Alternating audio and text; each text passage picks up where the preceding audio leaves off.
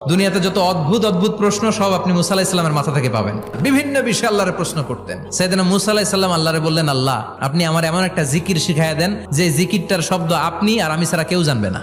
দিনে রাতে সব সময় এই জিকির আমি করব, আপনারে ডাকবো, কিন্তু শর্ত হলো এই জিকিরটা জানবে শুধু আপনি আর জানবো শুধু আমি। আল্লাহ বললেন, মুসা পড়ো লা ইলাহা ইল্লাল্লাহ।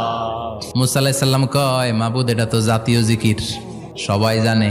আমি তো চাইছি এক্সেলেন্ট একটা জিকির, কারো কাছে নাই, শুধু আমি জানবো আর আমি পড়বো। আল্লাহ বললেন, মুসা এই লা ইলাহাকে যদি এক পাল্লায় রেখে দাও, তাম বিশ্ব, 7 আকাশ 7 জমিনটারে তুলে যদি তুমি আরেক পাল্লায় রেখে দাও, লা রাজাহাত কাফাতু লা ইলাহা ইল্লাল্লাহ, মুহূর্তের মধ্যে লা ইলাহার পাল্লা ভারী হয়ে যাবে। ও মুসা, তুমি যতই এক্সক্লুসিভ জিকির চাও, লা ইলাহার চেয়ে দামি জিকির আমার কাছে নাই।